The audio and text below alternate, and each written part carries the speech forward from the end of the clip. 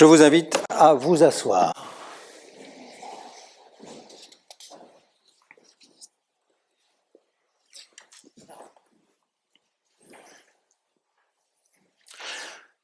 Le passage des Écritures,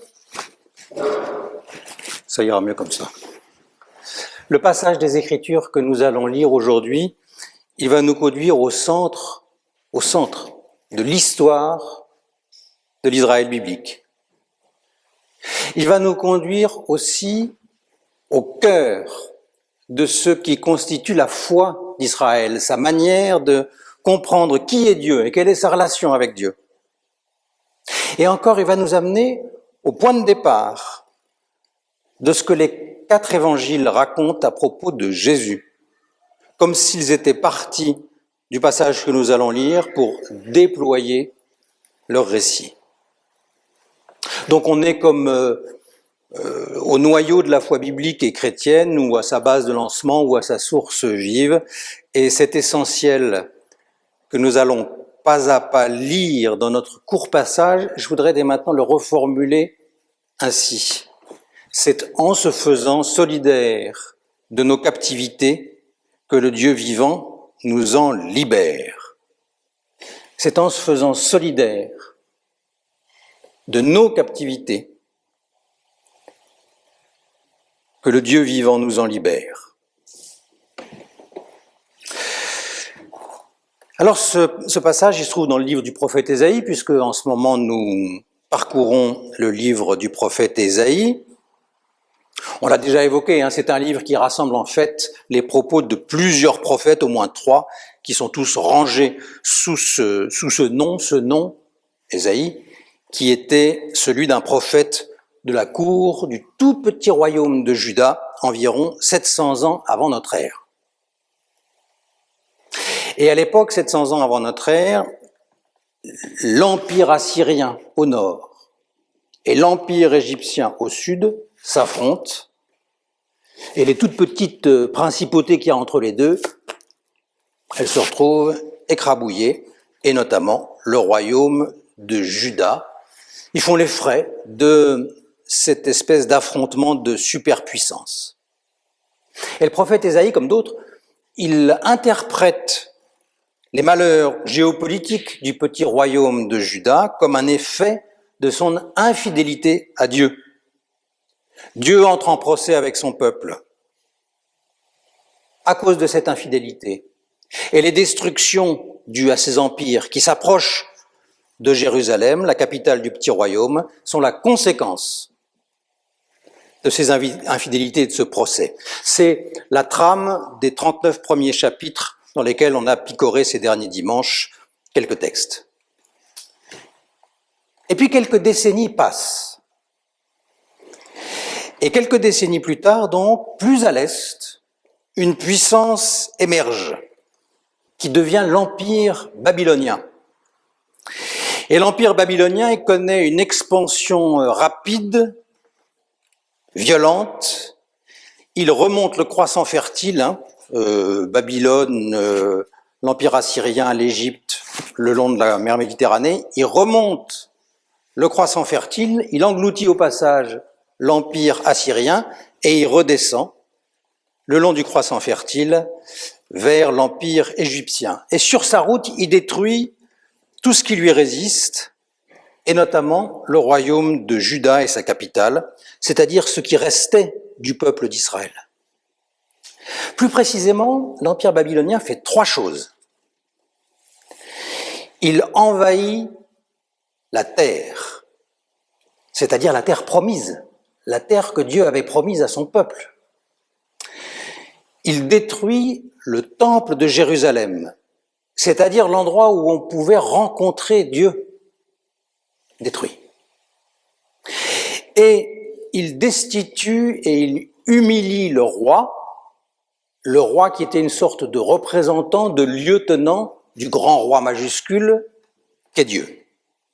Et il l'emporte, il le déporte, il le relègue dans la région de Babylone avec l'élite du peuple de Juda, donc les fonctionnaires, les artisans, les intellectuels, etc. C'est ce qu'on appelle l'exil. plus de terre, plus de temple, plus de roi. Ça veut dire que cet exil à Babylone, et tout ce qui s'est passé autour, marque la fin de l'histoire commencée avec Moïse.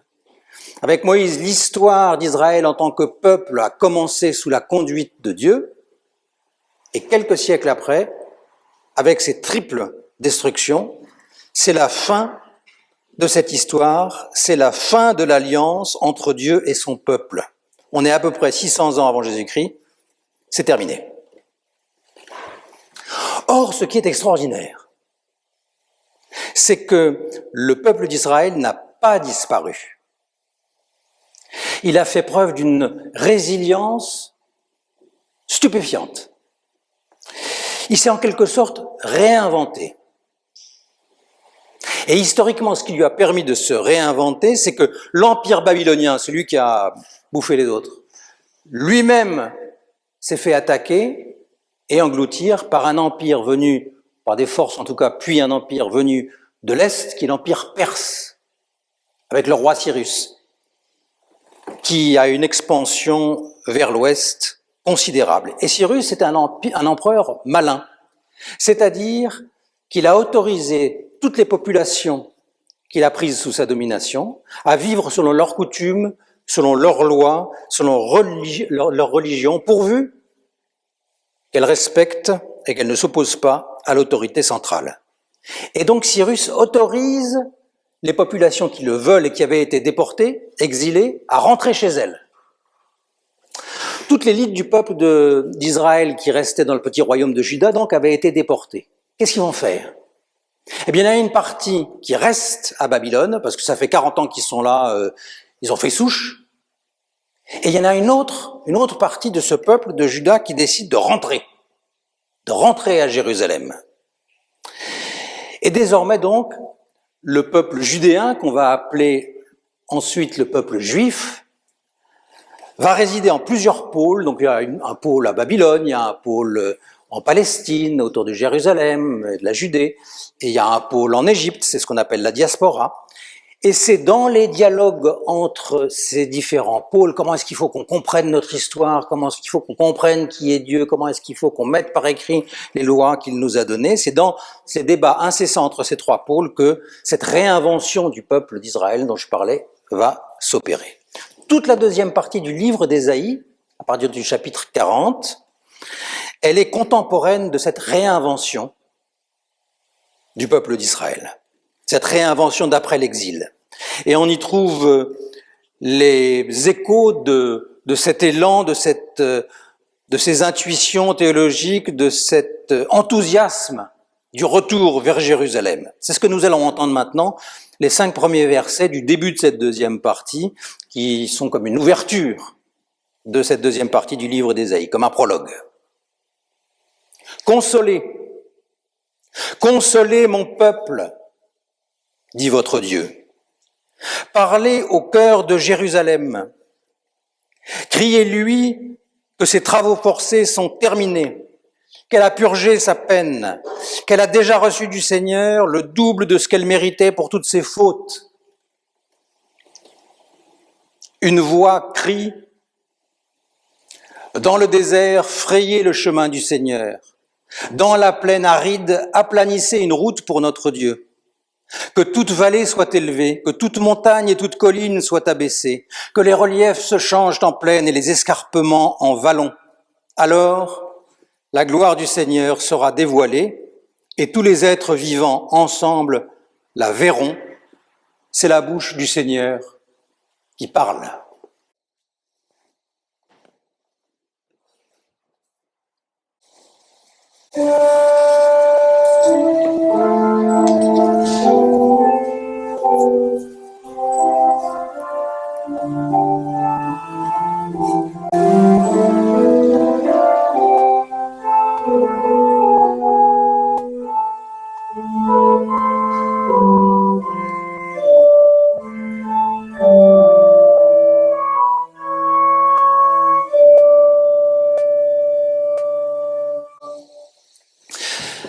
Alors, j'ai parlé de procès, il y a quelques dimanches, nous lisions le tout premier chapitre du livre d'Ésaïe, celui qui raconte que Dieu entre en procès avec son peuple. Et ce que nous venons d'entendre, c'est que désormais, cette page-là, cette page du procès, elle est tournée. Vous avez entendu, Jérusalem, ses travaux forcés sont terminés, elle a purgé sa peine, elle a déjà reçu du Seigneur le double de ce qu'elle méritait pour toutes ses fautes. Fautes, peines, travaux forcés. On est dans un vocabulaire judiciaire et même pénitentiaire, mais c'est maintenant fini. Comme s'il fallait qu'Israël soit allé au fond du trou pour pouvoir en remonter. Et vous vous rappelez peut-être que c'est une des conclusions que nous avions tirées d'une lecture précédente. Il n'y a pas de vrai commencement sans fin. D'abord.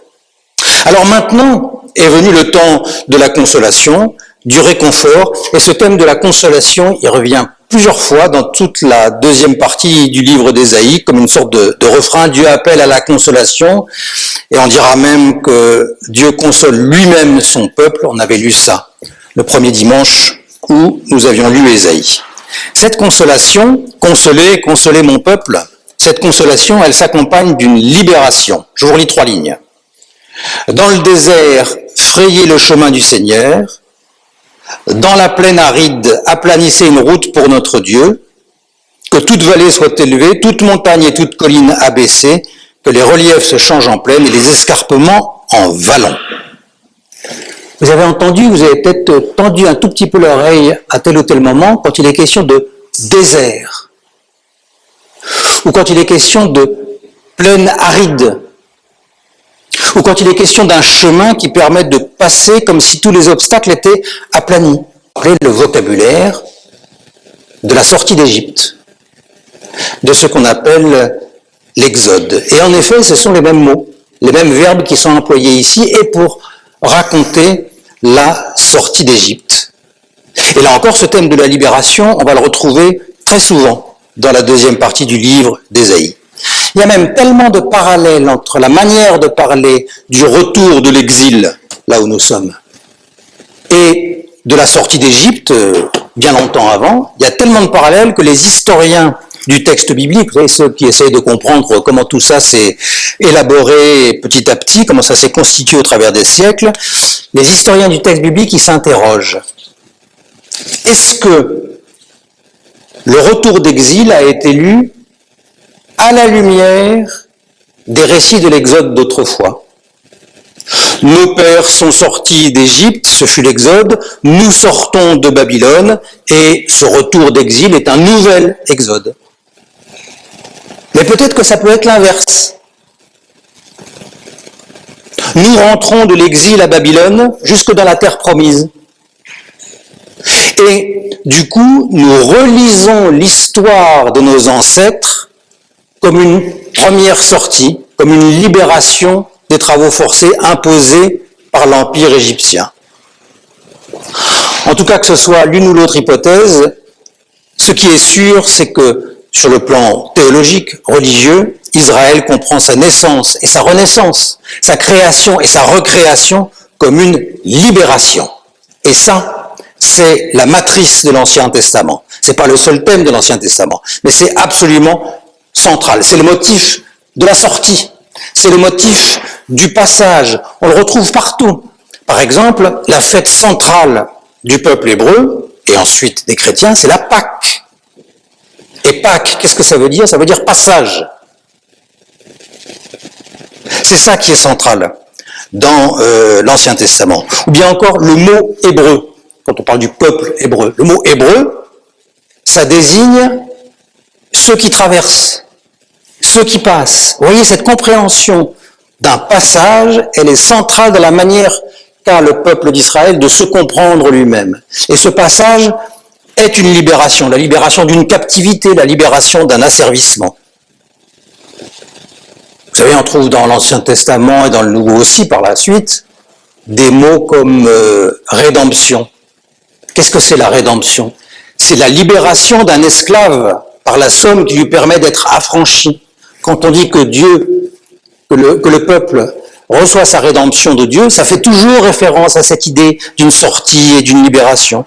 Et même la création est vue comme une libération du chaos, liquide, comme une sortie du chaos liquide. Donc vraiment, cette sortie libératrice, c'est le motif majeur de l'Ancien Testament. Alors tout à l'heure, je résumais mon propos en disant, c'est en se faisant solidaire de nos captivités que le Dieu vivant nous en libère. Eh bien, le fait que Dieu libère de la captivité, qu'il nous libère de nos captivités, c'est ce dont parlent ces premières lignes de la deuxième partie du livre d'Ésaïe. Mais puisque je disais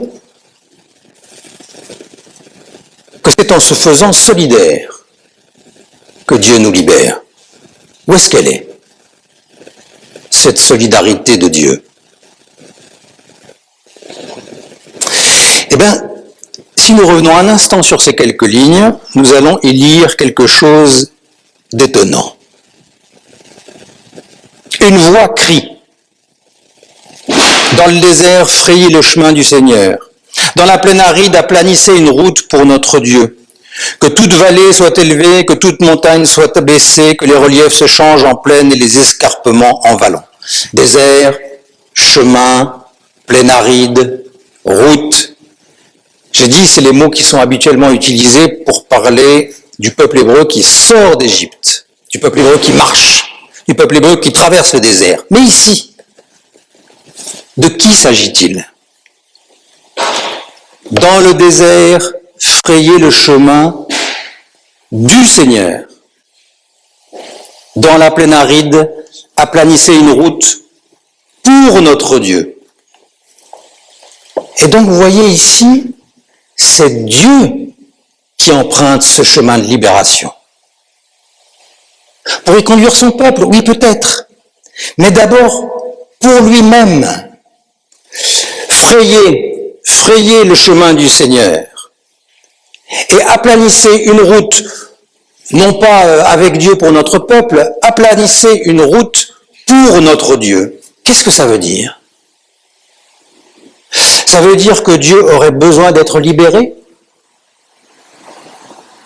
Ça veut dire que Dieu est captif? Ça veut dire que Dieu était réduit en esclavage et qu'il va sortir dans cette libération? Eh bien, c'est exactement ce que le prophète Ésaïe dit 3 pages plus loin. 3 pages plus loin, il rapporte les paroles de Dieu qui dit à son peuple « Tu m'as astreint à l'esclavage par tes péchés. Tu m'as épuisé par tes fautes. » C'est Dieu qui parle. C'est Dieu qui dit à son peuple « Tu m'as astreint à l'esclavage jusqu'à l'épuisement. » Ça veut dire que le peuple de Dieu a le pouvoir d'asservir Dieu. Ça veut dire que nous avons le pouvoir d'asservir Dieu. Nous avons le pouvoir de le rendre esclave de notre volonté. Et puisque le mot est employé, c'est précisément ça, le péché. Le péché, c'est ça, c'est que notre volonté s'impose partout, à tout et à tous. C'est le fait que nous sommes autocentrés, que nous nous prenons pour le centre du monde, pour les ayants droit de tout, pour les prédateurs de tout, pour les maîtres de tout. Vous savez, c'était la fausse promesse du serpent dans le jardin d'Éden. Vous serez comme des dieux. Et il laissait entendre que être comme des dieux, c'est ne plus avoir besoin de rien ni de personne d'autre.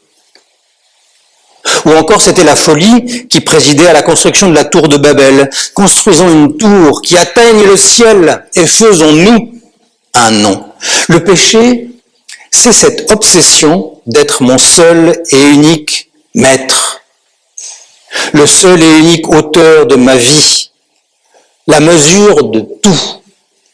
Le péché, c'est cette logique qui asservit tout, qui réduit tout à moi, à moi, à moi, y compris les autres, y compris Dieu, tout ça pour moi. Alors, Dieu se laisse faire. Il se laisse asservir. Il se laisse réduire en esclavage puisque c'est là où nous en sommes nous-mêmes. Il n'est pas une espèce de magicien qui surplomberait tout ça et qui nettoierait tout ça de loin au Karcher. Ça, c'était le déluge et c'est fini. Mais désormais, il vient partager notre condition. Il ne reste pas solitaire. Il devient solidaire.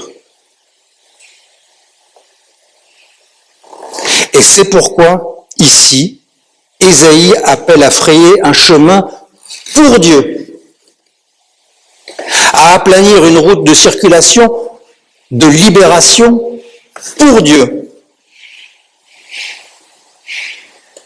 Et ce sont les mots que reprendra à son tour Jean, le Baptiste. Les 4 évangiles en témoignent, c'est assez rare. Les 4 évangiles en témoignent au début de leur narration. Par exemple, celui de Matthieu, il dit « Jean le Baptiste parut, prêchant dans le désert de Judée. C'est de lui qu'il a été dit par l'entremise du prophète Ésaïe, c'est celui qui crie dans le désert, préparez le chemin du Seigneur, rendez droit ses sentiers. » Vous voyez, c'est comme si les évangélistes placent Jean le Baptiste, qui annonce immédiatement Jésus, là où Ésaïe en était resté, comme s'il prenait la suite. Et partant de là, les évangélistes racontent l'histoire de ce Dieu qui vient et qui devient un homme là où nous sommes. Un homme tellement humain, qui naît, qui vit, qui souffre, qui meurt. Et même un homme qui devient un esclave. Il a lavé les pieds de ses amis. C'était un geste considéré à l'époque comme tellement honteux qu'on n'avait pas le droit de l'imposer à un esclave. Mais lui, il le fait. Cet homme, il s'est laissé crucifier. Un supplice tellement ignoble qu'on le réservait à quelques rebelles ou repris de justice et aux esclaves fugitifs. Cet homme-là, dont les évangélistes disent chacun à sa manière qu'il est le Fils de Dieu, qu'il est la parole de Dieu, qu'il est Dieu au milieu des hommes, cet homme-là, il s'est laissé considérer comme un esclave au point zéro de la condition humaine. C'est jusque-là qu'il se fait solidaire. C'est jusque-là qu'il nous rejoint. C'est jusque-là qu'il vient nous chercher. C'est à ce point-là de nos existences que nous pouvons l'accueillir, dans nos esclavages, dans nos fatalités, dans nos écrasements, dans nos désespoirs. Parce que c'est à ce point-là que cet homme, Jésus, qui est Dieu avec nous, c'est à ce point-là qu'il emprunte lui-même le chemin de libération, le chemin de la résurrection, le chemin de la sortie du tombeau, le chemin qui traverse tous les déserts, le chemin qui est celui de la vie en plénitude. Comme nous l'entraînons avec nous dans le drame de nos asservissements, il nous entraîne avec lui sur le chemin de la vie. Oui, c'est en se faisant solidaire de nos captivités que le Dieu vivant nous en libère. Consolez, consolez mon peuple, dit votre Dieu. Alors soyons consolés. Et dans les déserts où nous marchons, frayons le chemin du Seigneur. Il est avec nous et il nous ouvre cette route-là.